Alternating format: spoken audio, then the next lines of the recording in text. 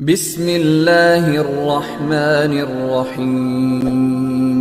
اللہ کے نام سے شروع جو بڑا مہربان اور نہایت رحم کرنے والا ہے۔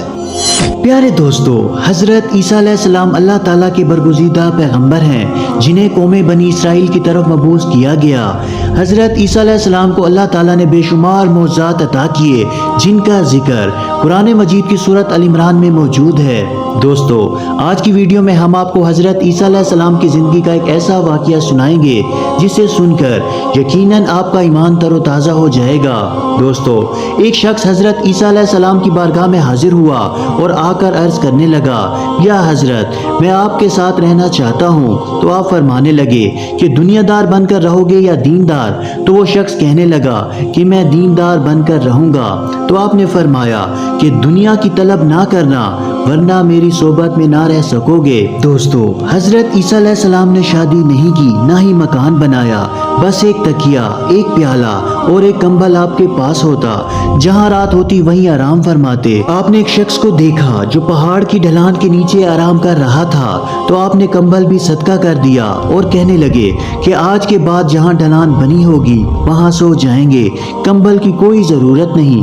پھر آپ نے ایک شخص کو دیکھا جو اپنے ہاتھ کو تکیہ بنا کے سو رہا تھا، آپ نے تکیہ بھی خیرات کر دیا اور کہنے لگے کہ اس کے بغیر بھی گزارا ہو سکتا ہے۔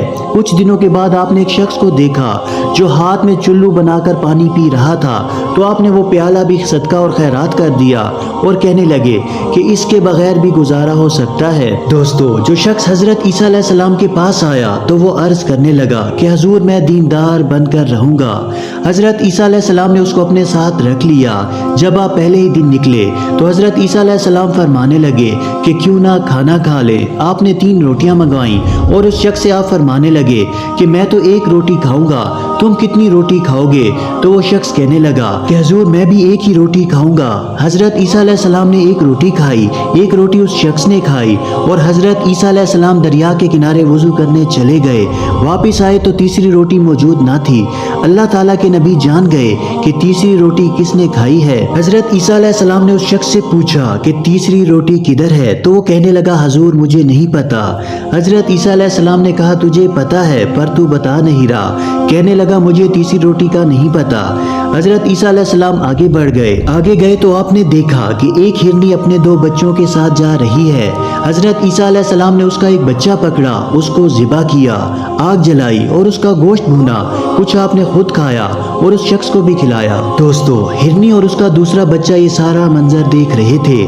حضرت عیسیٰ علیہ السلام اور اس شخص نے جب سیر ہو کر کھا لیا تو حضرت عیسیٰ علیہ السلام نے ہڈیوں کو اکٹھا کیا اور فرمایا کہ اٹھ جاؤ اللہ تعالیٰ کے حکم سے۔ تو وہ ہرنی کا بچہ دوبارہ زندہ ہو گیا اور اپنی ماں کے ساتھ چلا گیا۔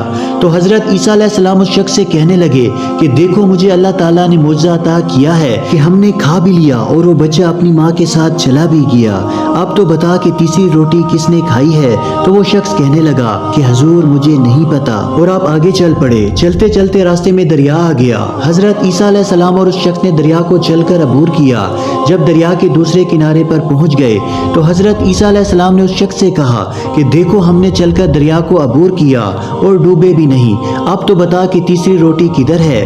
تو وہ کہنے لگا، حضور، مجھے نہیں پتا۔ حضرت عیسیٰ علیہ السلام کہنے لگے کہ میں بھی منوا کر چھوڑوں گا۔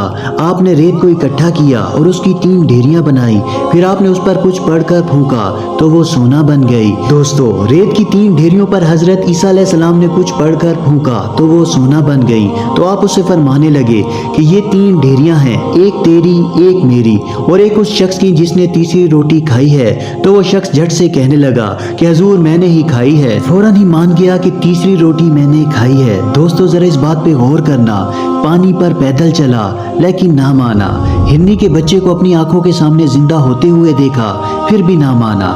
دنیا دار تھا، سونا دیکھ کر فوراً ہی مان گیا کہ تیسری روٹی میں نے کھائی ہے۔ حضرت عیسیٰ علیہ السلام اس شخص سے کہنے لگے کہ میں نے تجھے کہا تھا کہ دنیا داری نہ کرنا، تجھے ایک پیغمبر کی صحبت ملے گی، پر تو ایک روٹی پر ہی رہ گیا اور تم نے ایک پیغمبر کی صحبت کو ضائع کر دیا صرف دنیا داری کے لیے۔ میں نے کیا کرنا ہے سونے کا، یہ 3 ڈھیریاں تم ہی رکھ لو۔ اور آپ آگے چلے گئے۔ دوستو، وہ صحرا کا علاقہ تھا اور وہ شخص ابھی اپنا سونا سمیٹ ہی رہا تھا کہ 2 ڈاکو تلوار तलवारें लेकर उसके सर पर आ गए और आकर उससे कहने लगे कि सोना हमारे हवाले कर दो और यहाँ से दौड़ जाओ। तो वो शख्स उन डाकुओं की मिन्नत समाजत करने लगा, उनके पांव पकड़ने लगा कि ये सोने की 3 ढेरियां हैं, 2 तुम रख लो और 1 मुझे दे दो। डाकू इस बात पर रजामंद हो गए और उन्होंने कहा चलो ठीक है। उनके दरमियान दोस्ती हो गई, नाम पता पूछा, गुफ्तगू करने लगे। थोड़ी देर बाद एक दूसरे से फ्रैंक हो गए। जब उनके दरमियान दोस्ती हो गई तो एक दूसरे से कहने लगे कि भूख बड़ी लगी है, क्यों ना रोटी खाई जाए। तो उन्होंने एक डाकू को रोटी लाने के लिए भेजा। एक डाकू और वो शख्स वहीं पर बैठे और एक डाकू रोटी लेने के लिए चला गया। जब ये शख्स उस डाकू से कहने लगा कि ये जो डाकू रोटी लेने के लिए गया है उससे तेरा क्या ताल्लुक है, तो वो कहने लगा मेरा कोई ताल्लुक नहीं, बस वो भी डाकू है और मैं भी डाकू हूँ और यही हमारा ताल्लुक है। तो ये शख्स उस डाकू से कहने लगा कि क्यों ना जब वो रोटी लेकर वापस आए तो हम उस डाकू को मार दें और सारा सोना आपस में मिल बांट कर खा लें। तो वो कहने लगा जी बिल्कुल ठीक है, ऐसा ही करते हैं। जबकि दूसरी तरफ वो डाकू जो खाना लेने गया था उसके दिल में भी लालच आ गया। उसने सोचा कि क्यों ना इन दोनों को मारकर सारे सोने पर मैं अकेला काबिज हो जाऊं और सारे सोने का इकलौता मालिक बन जाऊं। उसने खाने में जहर मिला दिया और जब ये डाकू खाना लेकर वापस पहुंचा तो उन दोनों ने इस डाकू पर हमला कर दिया और इसको कत्ल कर दिया और खुद बैठकर खाना खाने लगे।